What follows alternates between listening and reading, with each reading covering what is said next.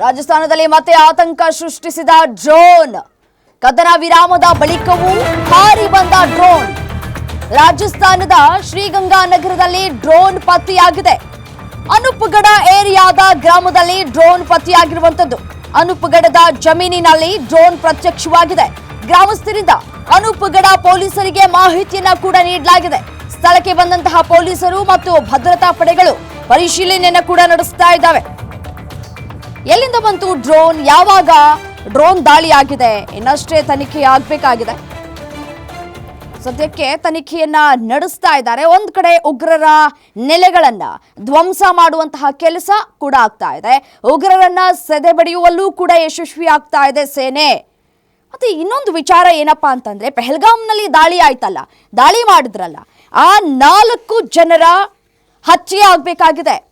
ಆ ಉಗ್ರರನ್ನ ಸಾಯಿಸಿದ್ವಿ, ಈ ಉಗ್ರರನ್ನ ಹತ್ಯೆ ಮಾಡಿದ್ವಿ ಅನ್ನೋದು ಕೌಂಟ್ ಏನ್ ಕೊಡ್ತಾ ಇದೆಯಲ್ಲ ನಮ್ಮ ಸೇನೆ, ಅದಕ್ಕಿಂತ ಹೆಚ್ಚಾಗಿ ನಮ್ಮ ಭಾರತದ ಜನ ನಿರೀಕ್ಷೆ ಯಾವುದರ ಮೇಲೆ ಇಟ್ಟಿದ್ದಾರೆ ಅಂತಂದ್ರೆ, ಪೆಹಲ್ಗಾಮ್ನಲ್ಲಿ ದಾಳಿ ಆಯ್ತಲ್ಲ, 26 ಜನರ ಹತ್ಯೆ ಆಯ್ತಲ್ಲ, ನರಮೇಧದ ಕೆಲಸವನ್ನ ಮಾಡಿದ್ರಲ್ಲ, ಆ 4 ಜನರ ಬಂಧನ ಆಗ್ಬೇಕಾಗಿದೆ, ಆ 4 ಜನರನ್ನ ಹತ್ಯೆ ಮಾಡಬೇಕಾಗಿದೆ ಅನ್ನುವಂತಹ ಕೂಗುಗಳು ಕೂಡ ಇದೀಗ ಕೇಳಿ ಬರ್ತಾ ಇದೆ.